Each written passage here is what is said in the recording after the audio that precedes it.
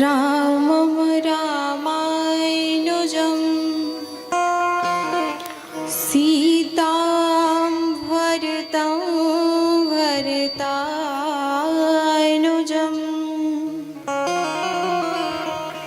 सुग्रीवं वायुसूनुजं प्रणमामि पुनः पुनः प्रणमामि पुनः पुनः ध्येयं सदा परिभवग्नं मम वीष्टदोहम् तीर्थास्पदं शिवविरञ्चिनुतं शरण्यं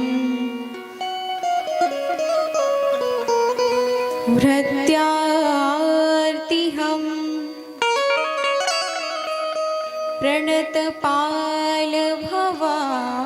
प्रणतपालभवाब्धिपूतं वन्दे महापुरुषते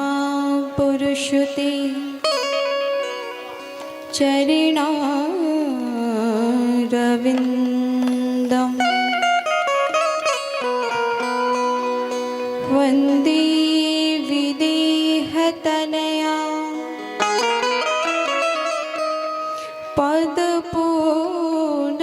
पदपुण्डरीकं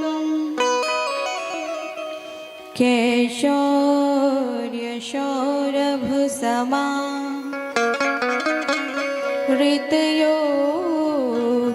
हृतयोगिचेतं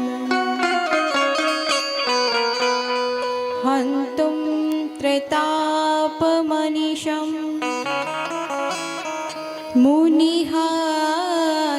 मुनिहांससेव्यं सन्मानिशालि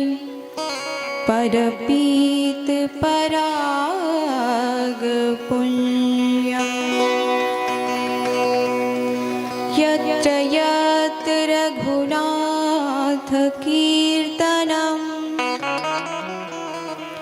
तत्र तत्र कृतमस्तकाञ्जलिं बाष्पवारि परिपूर्णलोचनं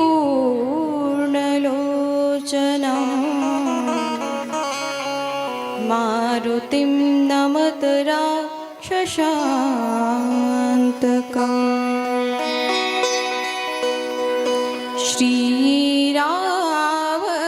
श्रीरामचन्द्र कृपालु भजो मन हरण भवभयदारुणं श्रीरामचन्द्र कृपाल भजो मन हरण भवभयदारुणं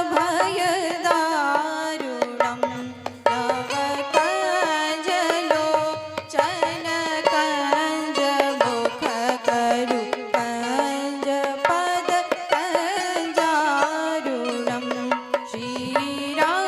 श्रीरामचन्द्र कृपाल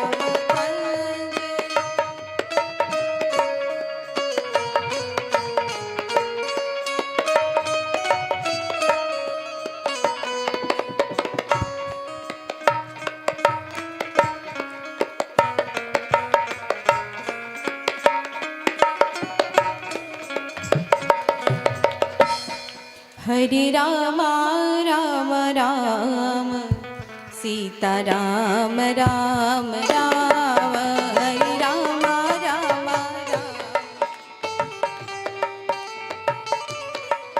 हरे राम राम राम सीता राम राम राम हरे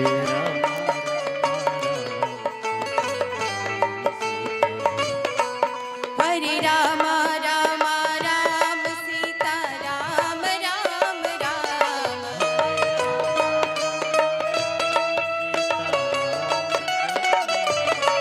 हरे राम राम राम सीता राम राम राम हरे राम राम राम सीता राम राम राम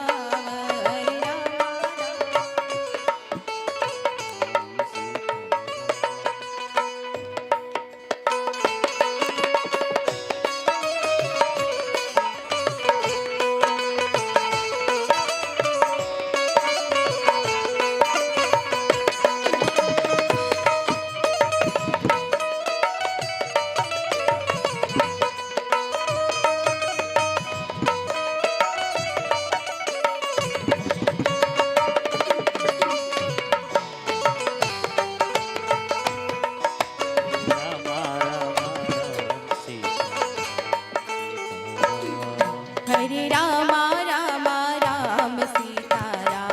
राम सीता राम राम राम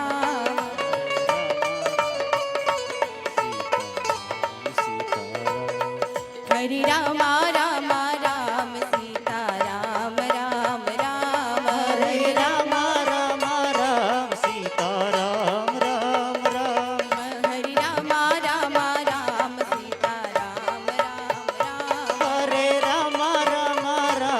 सीता राम राम राम हरे राम हरे राम राम राम सीता राम राम राम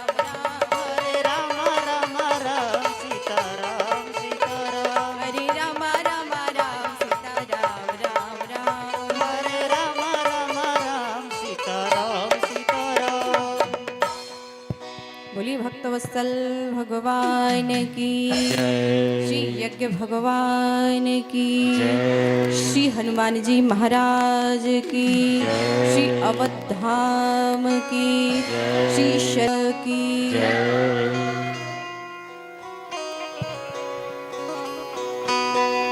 अकारण करुणा वरुणालय मर्यादा पुरुषोत्तम भगवान श्री राम की असीम अनुकंपा से आज हम सभी लोग श्री मारुति नंदन प्राण प्रतिष्ठा में उपस्थित होकर भगवान श्री राम की रसमयी कथा का रसस्वादन कर रहे हैं।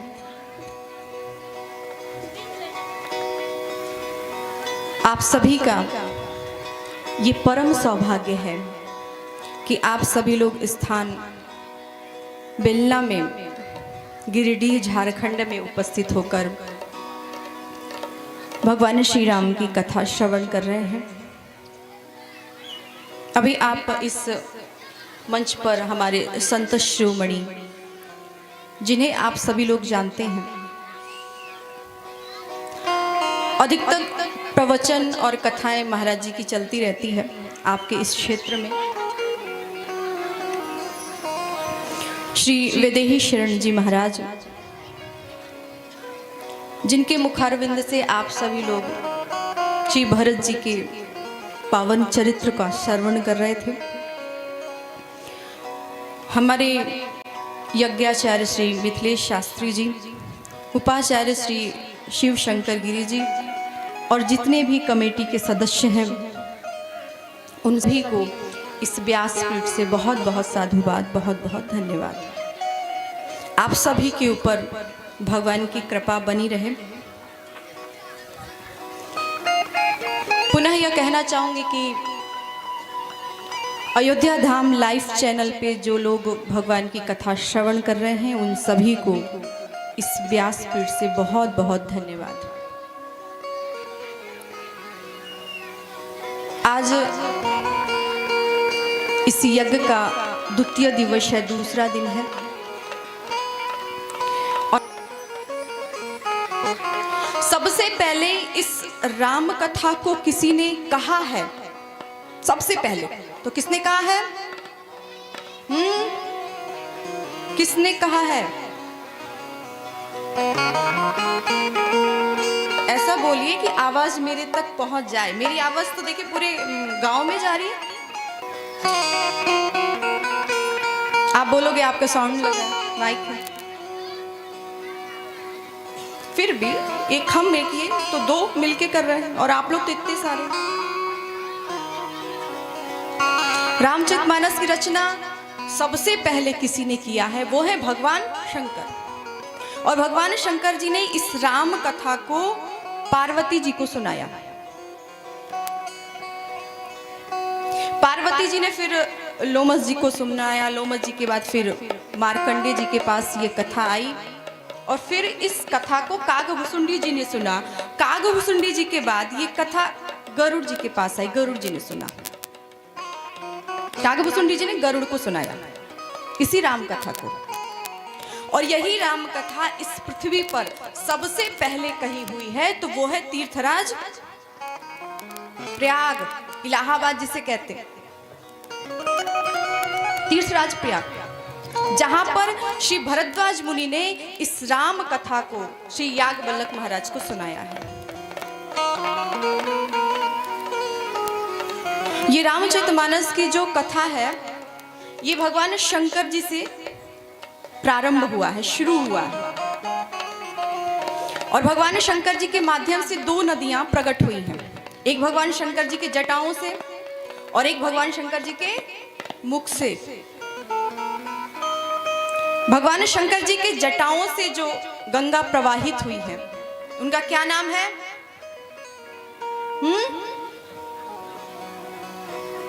क्या नाम है? गंगा, भागीरथी गंगा, जो भगवान शंकर जी की जटाओं से निकली है। और एक भगवान शंकर जी के मुख से निकली है राम कथा, जो आपके गांव तक आई है। आई ना? हाँ या नहीं? और एक है जटा वाली गंगा। अच्छा, दोनों में बड़ा अंतर है। जो जटाओं से गंगा निकली है ना, इनमें दर्शन करना हो, नहाना हो, पाप धुलना हो तो आपको जाना पड़ेगा। जाना पड़ेगा कि नहीं? बोलते रहिए। अब आप कितने भी बड़े तपस्वी हो जाएं, खूब ध्यान लगाएं, खूब पूजा पाठ करें, खूब यज्ञ करवाएं और कहें गंगा जी आप हमारे गांव तक चले आइए,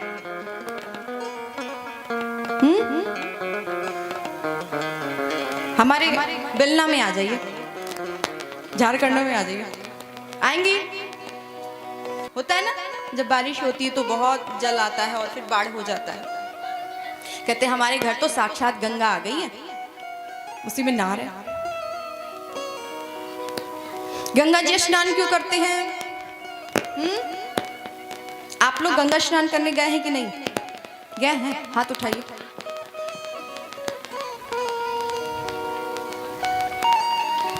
बहुत कम लोग गए हैं भाई। गंगा स्नान गए? अच्छा ठीक है, हाथ नीचे। गंगा स्नान क्यों गए हैं? बाद में बात कर लेना कि जलेबी खाए थे, गुब्बारा लिए थे, वो बाद में सोच लेना, समझ लेना। अभी तो प्रश्न का उत्तर दो। जी इतने सहज नहीं आ जाते हैं, इसीलिए 1 वर्ष आप लोग को तपस्या करनी पड़ी है। लॉकडाउन लग गया,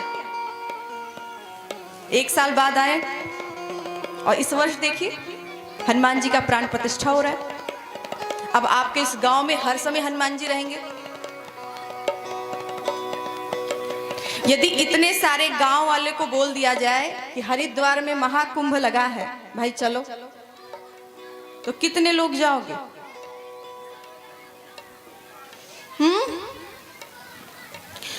हरिद्वार में कुंभ लगा है, महाकुंभ, और जाना हो आपको को स्नान करने, बहुत मुश्किल, टाइम नहीं है, ये काम है, वो है, कैसे जाएं, पैसा नहीं है, पैसा बड़ी मुश्किल से कमाते हैं, नहीं जा पाएंगे आप। पर यहाँ पे राम कथा आपके गांव पे चल के आई है, यज्ञ आपके गांव पे चल के आया है, लीला आपके गांव तक चल के आई है। पर हमारा इतना दुर्भाग्य होता है कि हमारे गांव तक चल के आती है, उसके बाद भी हम चल के पांडाल तक नहीं जाते हैं। इतना दुर्भाग्य। आप सभी तो इतने भक्त हैं कि पांडाल ही छोटा है, आप लोग इतने भक्त हैं। और जिसके पास भगवान के लिए टाइम नहीं होता है, मतलब भगवान के भजन करने का टाइम नहीं है, भगवान का नाम लेने का टाइम नहीं है, भगवान को अगरबत्ती दिखाने का, आप स्वयं सोचिए, एक घर आपको चलाना, एक ही घर चला रहे हो ना कि पूरा मोहल्ला चला रहे हो? एक घर चलाने में इतनी समस्या, और जो पूरी दुनिया चला रहा है वो फ्री है, फालतू है। एक घर चलाने में आपको फुर्सत नहीं है, और जो व्यक्ति पूरी दुनिया चला रहा है उसको बड़ा फुर्सत है। तो भगवान की कथा हो रही है, भगवान का भजन हो रहा है, भगवान की लीला हो रही है, यज्ञ में परिक्रमा करना है, और आपके पास टाइम नहीं है, समय नहीं है आपके पास, आप नहीं आते हो, आप सभी तो आते हो, पर जो नहीं आता उसके लिए आप ना आओ, बोलो मेरे पास टाइम नहीं। और वही व्यक्ति कभी बीमार पड़ जाए, या है मैंने ऐसा क्या कर दिया है कि मुझे इतना दुख हो रहा है, मुझे कोरोना हो गया, आजकल बीमारी है ना कोरोना, हे प्रभु मैंने कौन सा पाप किया, मुझे कोरोना हो गया, आप मेरी रक्षा करो। तो भगवान कहेंगे उस कोरोना में हम राम कथा सुनाने भेजे थे, तब तुम तो नहीं सुने, लीला तुमने नहीं देखा, यज्ञ में परिक्रमा तुमने नहीं किया, आज कोरोना हो गया तो बड़ा चिल्ला रहे हो। तो तब तुम्हारे पास टाइम नहीं था, आज मेरे पास टाइम नहीं है, जाओ, मेरे पास भी टाइम नहीं। इसलिए जब भी भगवान का कार्य हो, हाँ किसी के घर में शादी हो, जन्मदिन हो सके मत जाओ, ठीक है चलेगा, व्यवहार केवल आपका खराब होगा, पर यहाँ भगवान की कथा में नहीं आओगे ना, पूरा स्वर्ग खराब हो जाएगा, पूरी लाइफ खराब हो जाएगी आपकी, पूरी जिंदगी खराब हो जाएगा। इसलिए हमें कथा में अवश्य आना चाहिए। तो गंगा जी, यदि हम ऐसी वस्तु है जो हमारे जीवन में होना बहुत जरूरी है, क्या क्या? एक तो आपके पास समय होना चाहिए, टाइम हो आपके पास। यदि आपके पास टाइम नहीं है तो आप क्या गंगा जी चले जाओगे, हरिद्वार महाकुंभ में? चले जाओगे? पैसा चाहिए। अब पैसा भी हो, समय भी हो, और आपकी तबीयत अच्छी ना हो, तब क्या करोगे? फिर भी नहीं जा पाओगे। डॉक्टर ने मना कर रखा है ठंडे पानी से मत नहाना, गर्म से नहाना। अब तुम्हें गंगा सागर में कौन गर्म पानी देगा? हरिद्वार कुंभ में चले जाओ तो वहां पे गरम गरम पानी कौन देगा कि भाई तुमको डॉक्टर ने मना किया है, गंगा जल से स्नान कर लो, गरम जल से। तो स्वास्थ्य भी अच्छा चाहिए, ये सब कुछ अच्छा रहेगा। और गंगा जी में हम नहा लें तो हमें पाप से मुक्ति मिलती है। गंगा में स्नान करने से क्या होता है? सच्ची में मिलती है क्या? हाँ नहीं मिलती है। क्यों? फिर नहाते क्यों हैं? लोग तो यही कहते हैं ना जी, जाओ अपन पाप धो आओ। क्या कहते हो आप लोग? क्या क्या कहते हैं? जाओ अपन पाप धो आओ, यही ना? पाप धुल लो अपना। तो क्या गंगा नहाने से पाप धुलता है?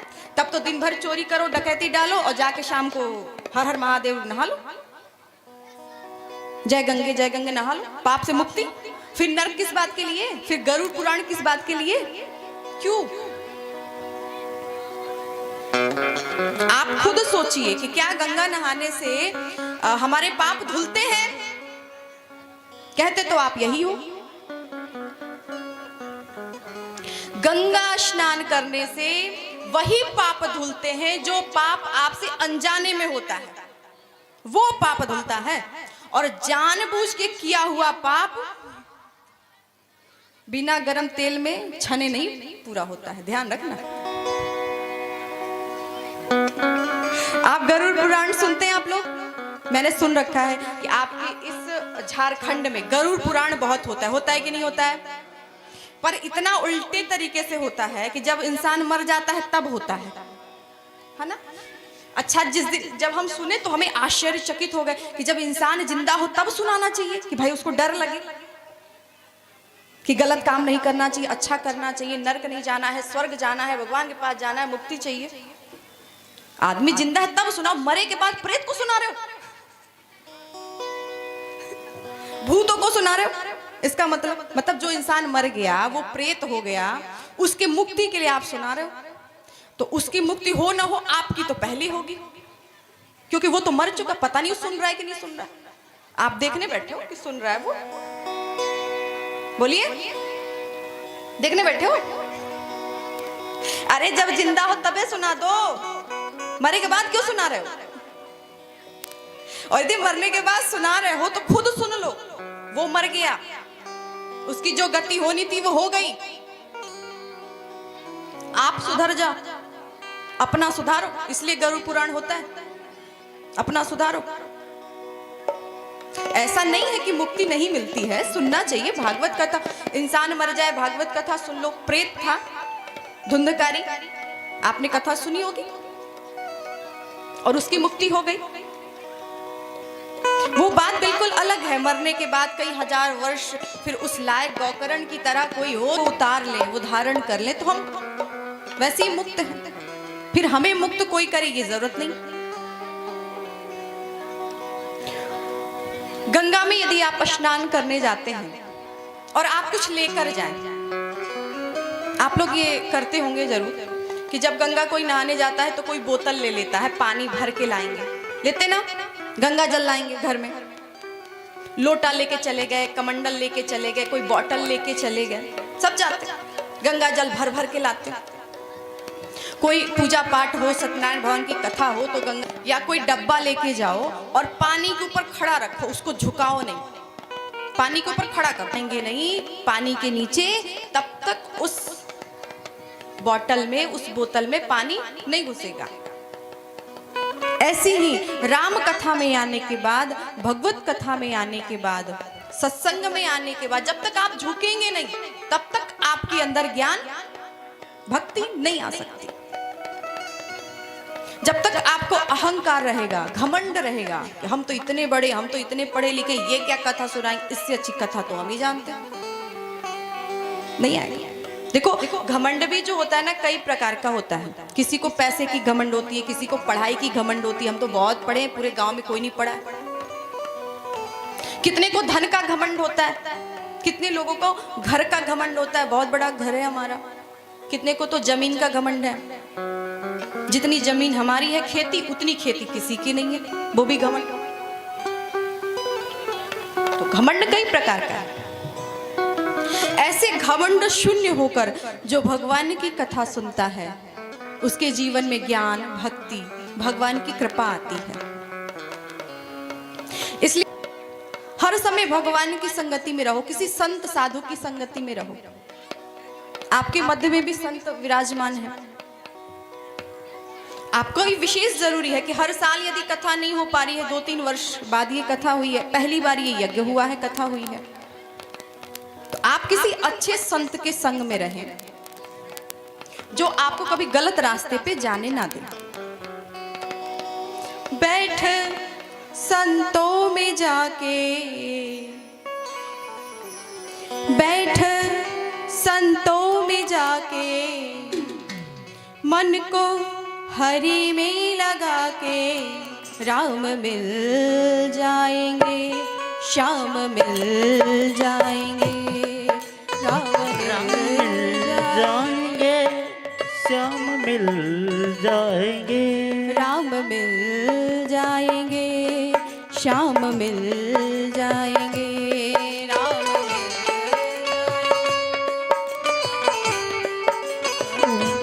राम मिल जाएंगे, श्याम मिल जाएंगे, राम मिल जाएंगे, श्याम मिल जाएंगे।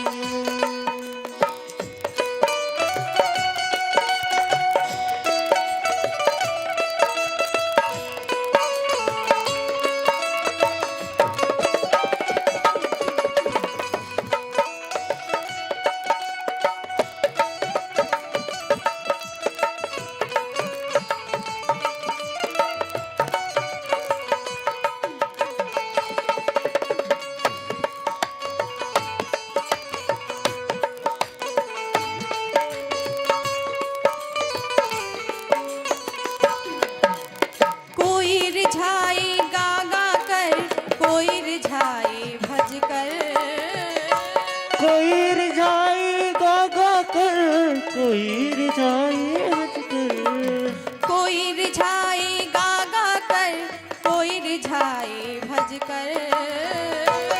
कोई रिझाए गा गा कर, कोई रिझाए हज कर। कोई काशी कांवर जाए, दीदार करे कोई भज कर। दीदार करे कोई भज कर, सच्ची के मन को हरि में लगा के, राम मिल जाएंगे, श्याम मिल जाएंगे, राम मिल जाएंगे।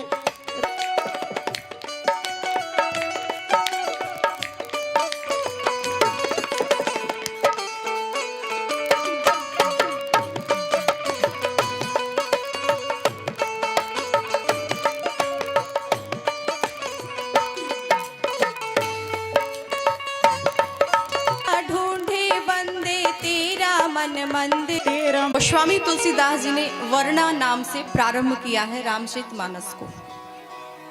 वर्णा नाम अर्थ संज्ञा नाम। और रामचरितमानस के अंत में गोस्वामी तुलसीदास जी ने मानवा लिखा है। मानवा पहले लिखा है वर्ण और लास्ट में मानवा। और वर्ण और मानवा के बीच की ये कथा है, बीच की कथा। अच्छा, वर्ण अर्थात होता क्या है? वर्ण अर्थात जाति, आपका कास्ट, आपकी जाति क्या है। अब यहाँ पे इतने सारे भक्त बैठे हैं, सभी की एक जाति तो है नहीं, सब अलग अलग। मानो गोस्वामी तुलसीदास जी कहते हैं कि मनुष्यों की जाति बाद में है। बाद में कोई व्यक्ति ब्राह्मण है, क्षत्रिय है, शूद्र है, वैश्य है, वो बाद में है। सबसे पहले क्या है? सबसे पहले हम एक अच्छे इंसान हैं कि नहीं? और वही तो नहीं है, अच्छे इंसान तो नहीं है हम, सब कुछ तो है हम। इस दुनिया में कुछ भी आप ढूंढो, शेर के ऊपर सवा शेर मिलेगा, मिलेगा कि नहीं? एक से बढ़कर एक। पर यदि अच्छा इंसान ढूंढने लग जाओ ना, तो बड़ा मुश्किल हो जाएगा। इस दुनिया में ढूंढने से भगवान मिल जाते हैं, सुना है ना आपने?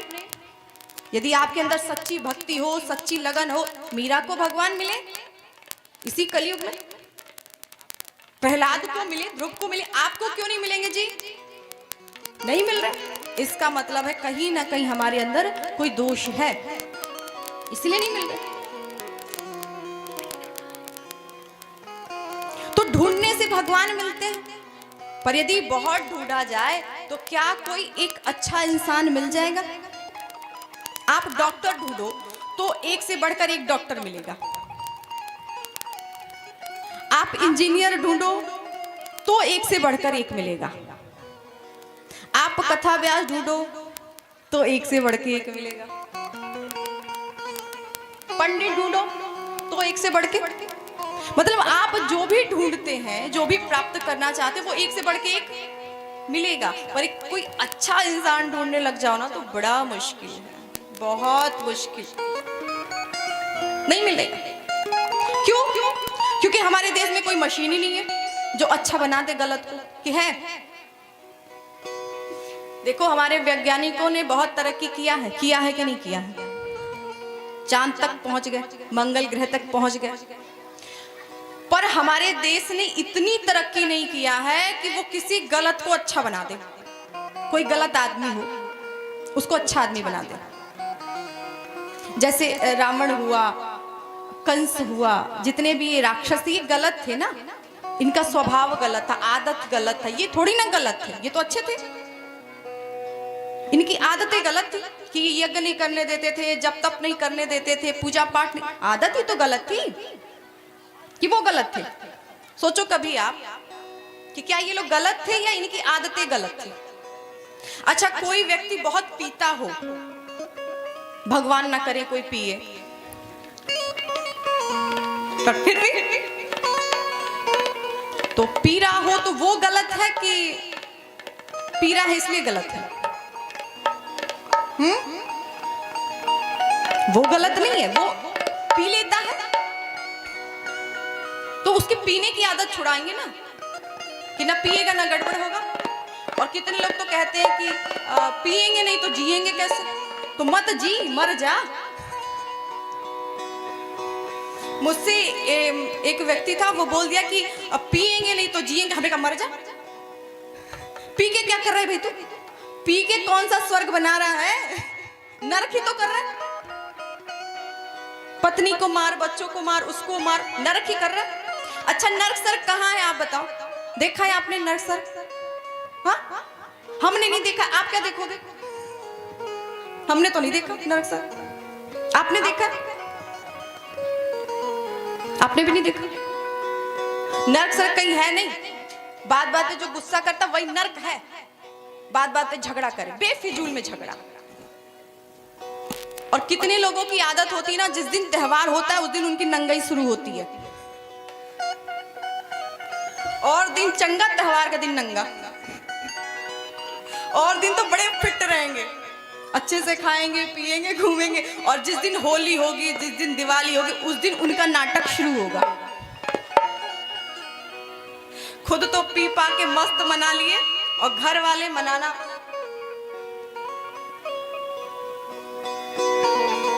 तो इस दुनिया में एक अच्छा इंसान ढूंढे तो बहुत, ऐसा कोई मशीन नहीं है। भगवान को सर्व सामर्थ्यवान कहा गया। भगवान सब कुछ कर सकते हैं, पर एक काम ऐसा है जो भगवान भी नहीं कर सकते। कौन सा काम जी? भगवान सर्व सामर्थ्यवान है ना। उनके एक भृगुटी टेढ़े होने पर पूरे विश्व में प्रलय आ जाता है। भृगुटी विलास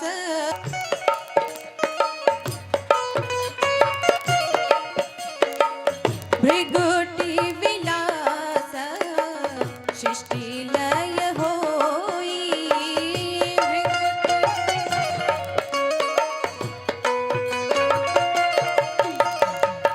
भृगुटी विलास सृष्टि लय होई। भृगुटी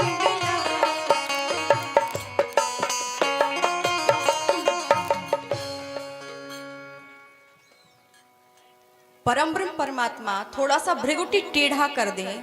किस बात पे टेढ़ा? गुस्से में टेढ़ा कर दें, क्रोध आ जाए तो पूरा सृष्टि में प्रलय हो जाता है। कोरोना फैला है, देखो प्रलय।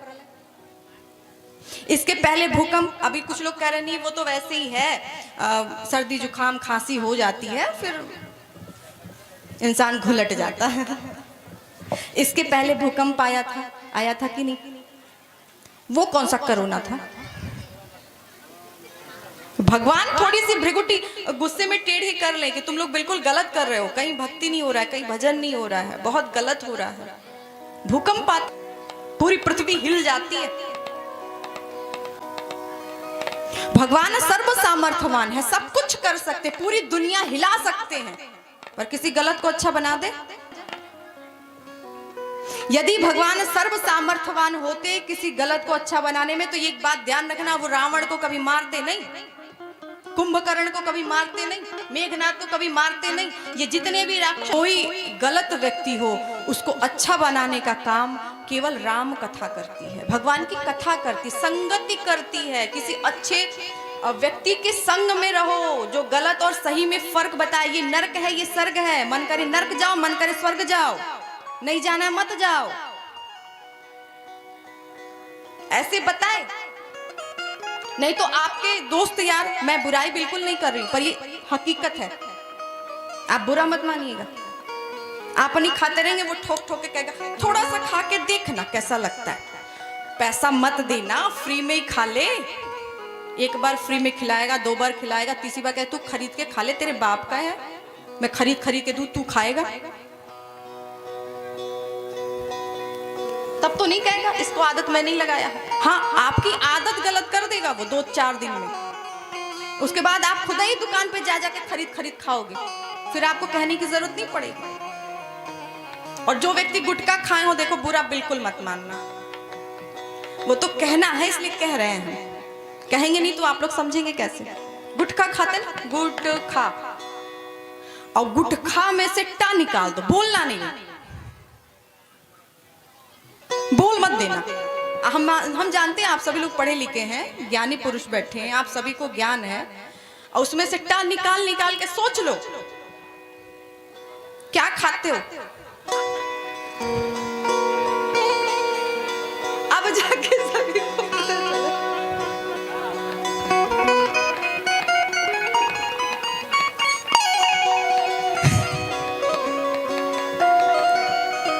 और वो भी इतने शान से, इतने घमंड से। अच्छा, जो व्यक्ति गुटखा खाए हो उसके बाद प्रसादी लेके चले जाओ, कहेगा सबसे बड़ी प्रसादी हमारे मुंह में है। इनको भी बुरा लगा है।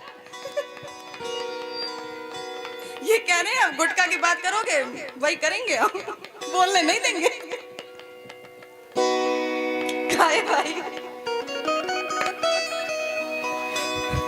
वो तो मैंने आपको बता दिया है, अब वो खाओ ना खाओ आपकी मर्जी, हम क्या करें भाई, बताना मेरा काम है, मैंने बता दिया।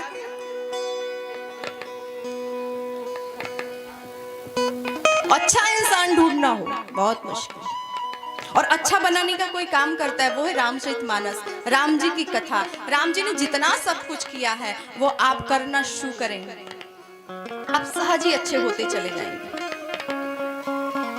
फिर गोस्वामी तुलसीदास जी ने गुरु की वंदना की है, भवानी शंकरो वंदे श्रद्धा विश्वास रूपिणो। भगवान शंकर और पार्वती कौन है? श्रद्धा और विश्वास। सबसे पहले गोस्वामी तुलसीदास जी ने सरस्वती जी और गणेश जी की वंदना किया है।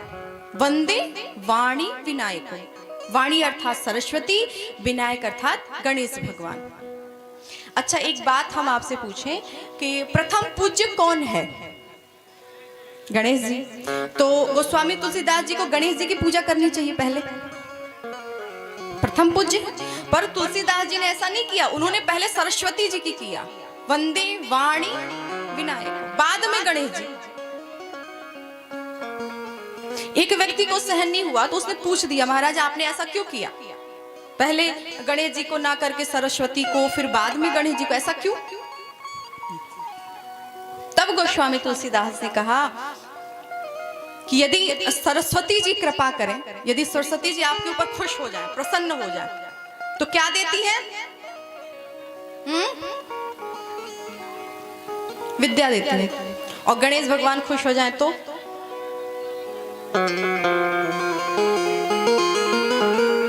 सोचो क्या देंगे? सरस्वती जी भी बुद्धि देंगी और गणेश जी भी। एक ही चीजें दोनों लोग देंगे, क्यों भाई? एक नहीं दे पा रहे हैं क्या कि दोनों लोग मिलके देंगे? बोलिए, गणेश भगवान क्या देंगे? आप कह दो हम जो मांगेंगे वो देंगे ना, अपने मन से थोड़ी ना देंगे। और आपके मांगने की लिस्ट भी तो बड़ी रहती है, छोटी तो होती नहीं है। अच्छा, हम लोग इतने चतुर हैं कि भगवान के पास पहुंच जाते, भगवान मेरी शादी हो जाए, घर बहुत अच्छा बन जाए, 2-4 गाड़ी हो जाए, बच्चे अच्छे अच्छे हो जाए, मेरी नौकरी लग जाए, इतना सब कुछ हो गया तो 5 रुपए की लड्डू चढ़ा देंगे। भगवान काम करे करोड़ों का,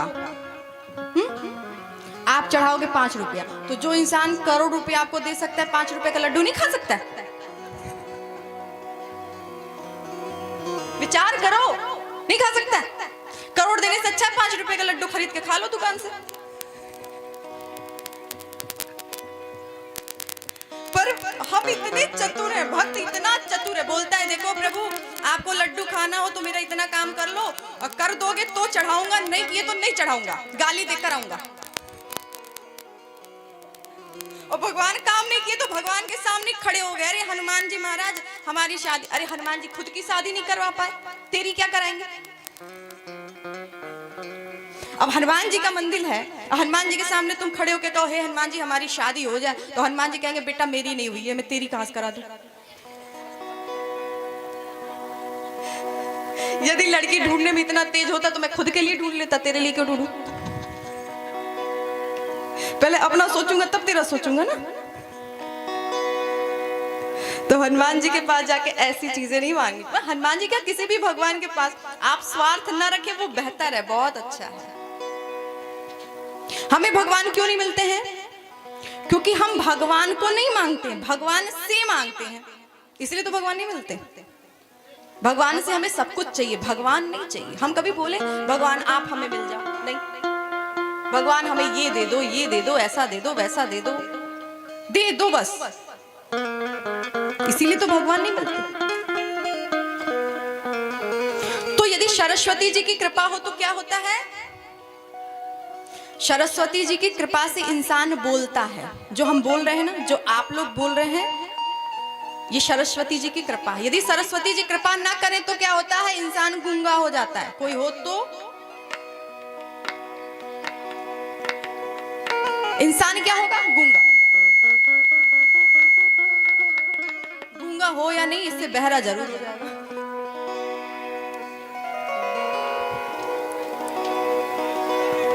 सरस्वती जी कृपा करें तो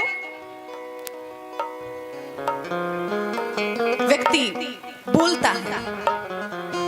और गणेश भगवान कृपा कर देना तो फिर क्या होता है? बोले बुद्धि आती है, हमें क्या बोलना चाहिए, क्या नहीं बोलना चाहिए, इसका ज्ञान कोई देता है तो वो है भगवान गणेश जी। बोलने की बात किया जाए तो पागल भी बहुत बोलता है कि नहीं? पागल इतना बोलता है कि बड़ों बड़ों की बोलती बंद कर देता है, इतना बोलता है।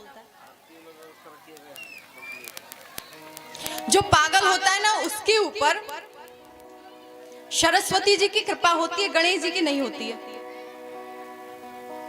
हमारे जीवन में दोनों की कृपा होना बहुत जरूरी है, सरस्वती जी की भी और दोनों एक दूसरे के पूरक हैं, एक दूसरे के बिना दोनों अधूरे हैं, इसलिए दोनों की कृपा होना जरूरी है। इसलिए सरस्वती जी गणेश जी की वंदना किया है। फिर भगवान शंकर और पार्वती जी को, जो श्रद्धा और विश्वास के स्वरूप है। हमारे जीवन में श्रद्धा और विश्वास होना बहुत जरूरी है। आप लोग पूजा करते, सभी लोग पूजा करते, थाली लिए, उसमें अक्षत है, फूल है, अगरबत्ती है, सब लेते हैं ना।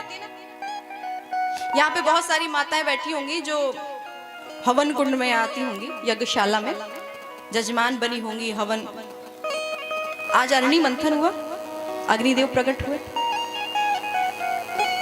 तो पूजा की थाली एक एक लेके आती ना आप लोग। तो जब इंसान जाता है तो देखता है कि पूजा की थाली में कोई पूजा की सामान छूट तो नहीं गया। फूल, तुलसी, अक्षत, सब कुछ तो है। उसी थाली में आप देख लो कि क्या उस थाली में विश्वास है, उस थाली में श्रद्धा है। सब कुछ हो, यदि श्रद्धा ना हो तो पूजे की थाली बेकार है। विश्वास ना हो भगवान के ऊपर, बेकार है। और कुछ ना हो, अक्षत ना हो, फूल ना हो, अगरबत्ती ना हो, पैसा ना हो, कोई फल ना हो, कुछ भी ना हो, श्रद्धा हो, सब कुछ। भगवान को इन सब वस्तुओं की कमी नहीं है। जो हमको दिया उसको कमी होगी, संपन्न बनाया हो, उस भगवान के पास किसी वस्तु की कमी है? नहीं है। तो भगवान को किसी वस्तु की आवश्यकता नहीं है, उनको श्रद्धा की आवश्यकता है, विश्वास की आवश्यकता है। और वो श्रद्धा जब आप देते हैं तो भगवान सहज ही प्रसन्न हो जाते हैं। भगवान शंकर और पार्वती श्रद्धा और विश्वास के स्वरूप हैं। और भगवान शंकर जी तीनों लोक के गुरु हैं। तुम त्रिभुवन गुरु वेद बखाना,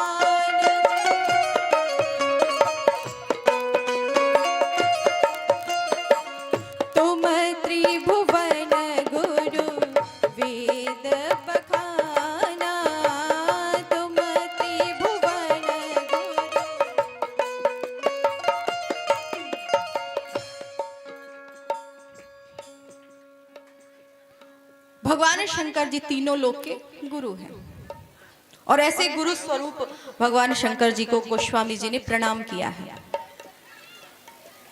गुरु को प्रणाम करके गोस्वामी जी ने बहुतों को प्रणाम किया है। क्योंकि समय का बहुत अभाव है, कल ही प्रारंभ करनी थी राम कथा और ये रामचरितमानस पर कल ही समय बहुत कम था, तो भगवान गोस्वामी तुलसीदास जी ने सभी की वंदना किया है और सभी की वंदना करते हुए गोस्वामी तुलसीदास जी ने गुरु की वंदना किया है। वंदौ गुरु पद पदुम परागा सूरज सुबास सरस अनुरागा अमी अमूरी में चूरन चारु समन सकल भव रुज परिवार।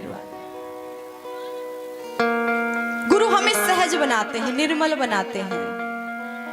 आपको पता है गुरु का काम क्या है? गुरु क्या करते हैं? गुरु का काम साबुन का होता है, सीधे से अर्थ में। साबुन आप सभी लोग इस्तेमाल करते, यूज करते ना? 10 बार लगाएंगे गोरे हो जाए, सभी लगाते हैं, या वो पुरुष हो या महिलाएं, वो बात अलग है। महिला 10 बार साबुन लगा लेंगी और पुरुष 1-2 बार, वो अलग है। और आजकल तो बार बार हाथ धुलो साबुन से, सैनिटाइजर लगाओ कोरोना के चक्कर में।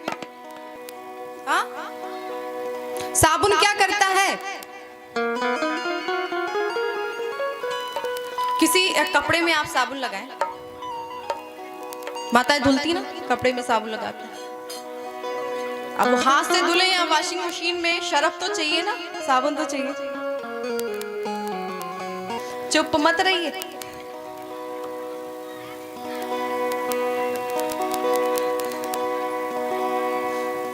साबुन क्यों लगाते हैं हम?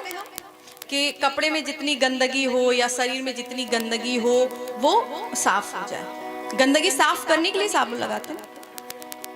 अच्छा, आपसे एक बात पूछें कि कोई कपड़ा हो और गंदा हो गया कपड़ा, साड़ी गंदा हो गया, मान लो साड़ी गंदा हो गया, कल पहने आज गंदा, अच्छा उसमें साबुन लगा रहे, साबुन लगा दिए साफ हो गया? बोलिए हाँ या नहीं? हो गया? अरे वाह, धन्य आप लोग।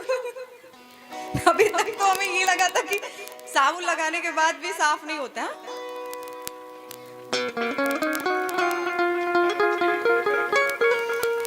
साबुन लगाने के बाद भी वो कपड़ा तब तक साफ नहीं माना जाता है जब तक उस कपड़े में से साबुन भी ना निकल जाए, तब तक वो कपड़ा साफ नहीं है। गुरु का काम क्या है? साबुन का।